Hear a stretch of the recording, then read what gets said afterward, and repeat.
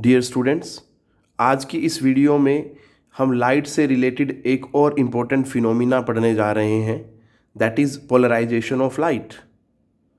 इसको हम पढ़ना शुरू करें कि पोलराइजेशन ऑफ लाइट क्या होता है या पोलराइज्ड लाइट क्या होती है, उससे पहले हमें अनपोलराइज्ड लाइट का पता होना चाहिए। तो अगर सीधा सीधा सिंपल लैंग्वेज में बात करें, जो लाइट एमिट होती है फ्रॉम द सन और बल्ब, उसको हम क्या बोलते हैं? Unpolarized light. ये तो हुआ सिंपल लैंग्वेज में अनपोलराइज्ड लाइट किसको बोला जाता है। But if we talk about scientifically which one is known as the unpolarized light, उसको समझने के लिए ज़रा आप बोर्ड पे देखें, मैं समझा रहा हूँ कि किसे अनपोलराइज्ड लाइट बोला जाता है। बेटा, ये डायग्राम 1 में अगर देखें तो ये लाइट सोर्स है बेटा, ठीक है जी। ये जो सभी डायरेक्शंस में लाइट एमिट कर रहा है, और यहाँ पे जो एलिमेंट्री रेडिएटर ऑफ लाइट हैं वो क्या है बेटा? एटम्स हैं।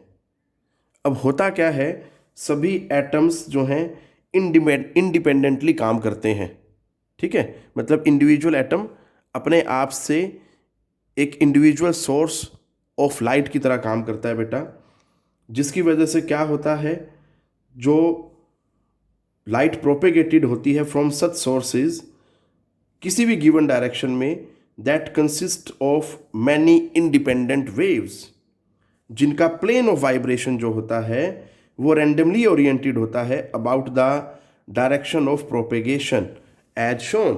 क्लियर है? अब देखो, मतलब क्योंकि सभी एटम इंडिपेंडेंटली काम कर रहे होते हैं, तो कोई किस प्लेन में जा रहा होता है, कोई किस प्लेन में जा रहा होता है, अलग अलग प्लेन्स में वाइब्रेट करते हैं बेटा, ठीक है। तो इसलिए हम क्या कर रहे हैं, उसको इस तरह से इंडिकेट कर रहे हैं। इसी चीज़ को अगर मैं दूसरे तरीके से समझा सकूं तो बेटा उसके लिए मैं ये भी बोल सकता हूं, आप देख सकते हैं दीज आर द वेक्टर्स, क्योंकि बेटा हम ये बोलते हैं कि जो लाइट है that is an electromagnetic wave which is made up of electric field vector and magnetic field vector.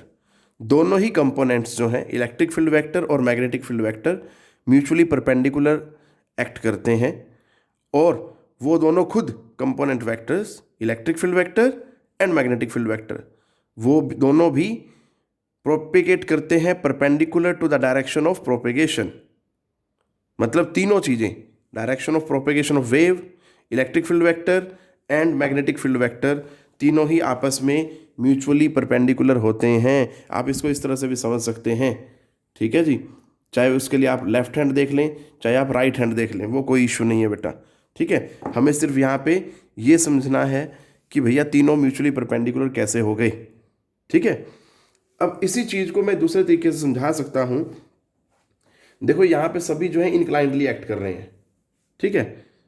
अगर मैं किसी एक इंडिविजुअल को उठाऊँ, फॉर एग्जाम्पल इसको उठाया मैंने, तो I can resolve this into horizontal and vertical component.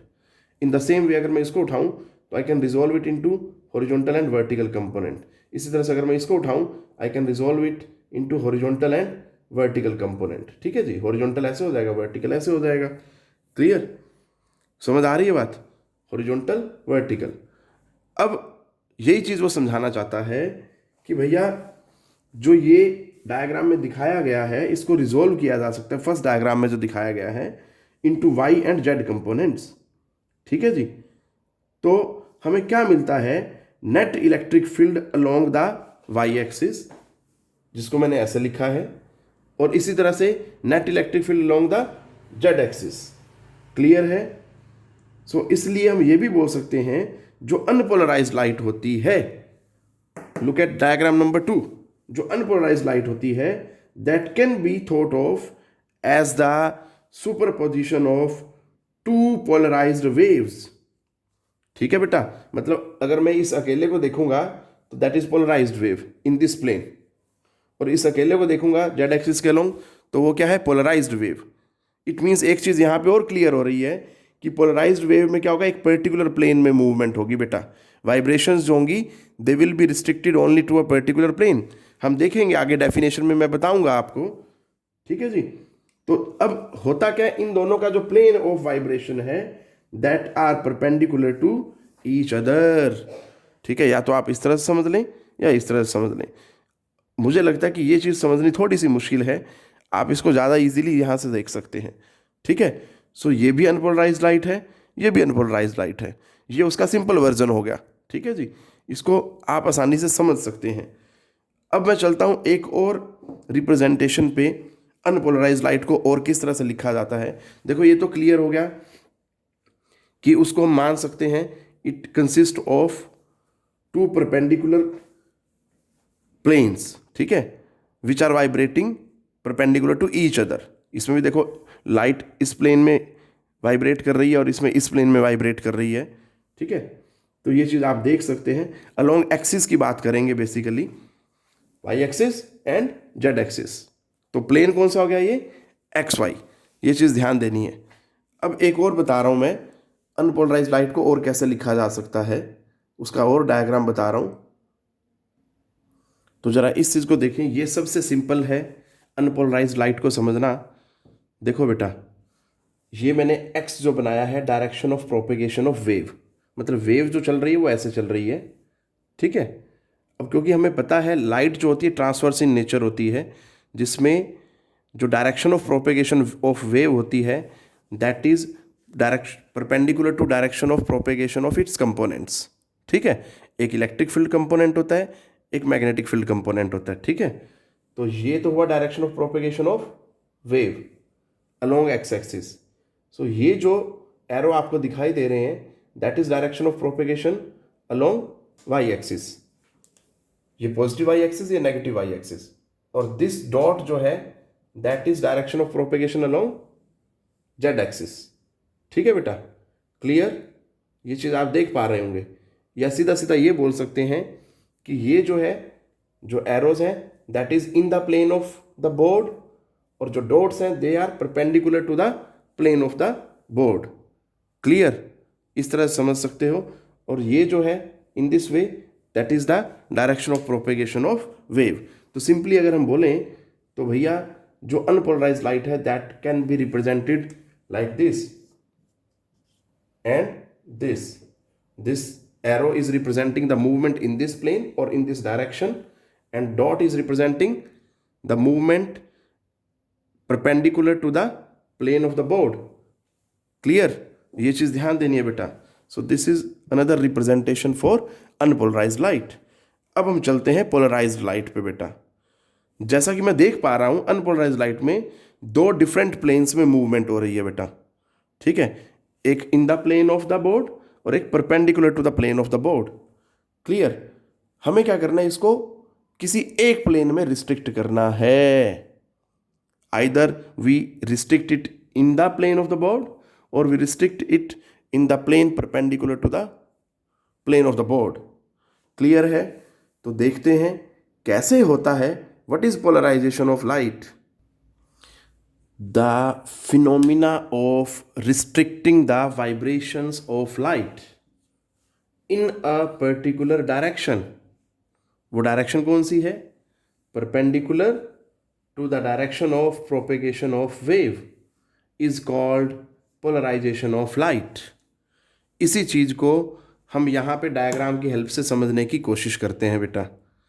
मैंने अभी आपको बताया सेम वीडियो में कि ये जो है अनपोलराइज्ड लाइट है।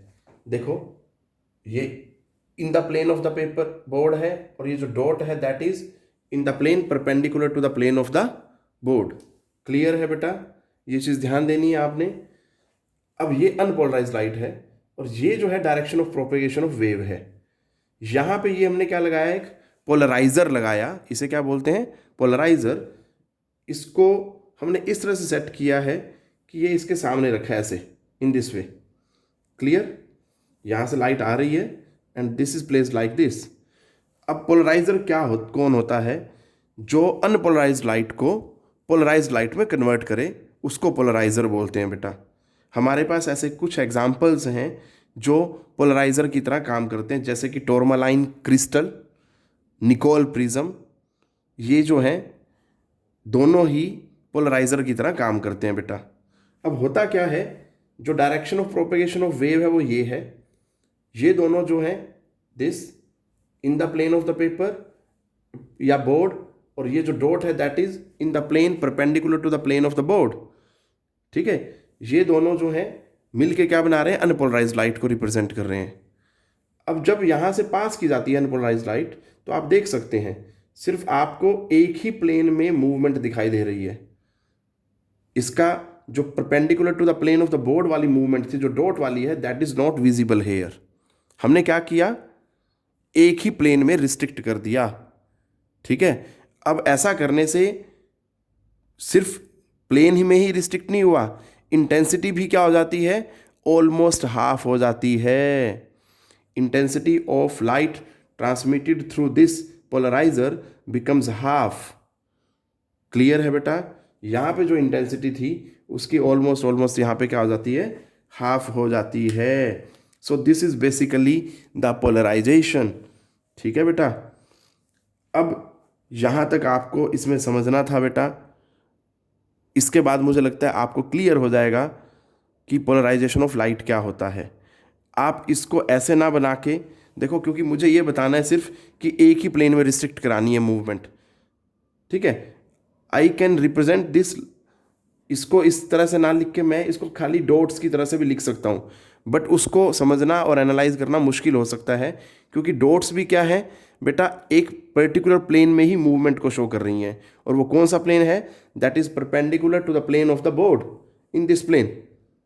उसको दिखा के समझाना थोड़ा सा मुश्किल है, इसीलिए आपको इस तरह से समझाया जा रहा है बेटा। बट बेसिकली आपको ध्यान क्या रखना है, जो दो डिफरेंट प्लेन्स में मूवमेंट थी, in the plane and perpendicular to the plane of the board, उसको हमने एक ही प्लेन में रिस्ट्रिक्ट कर दिया। So this phenomena is known as the polarization of light. Take care बेटा, पढ़ते रहें।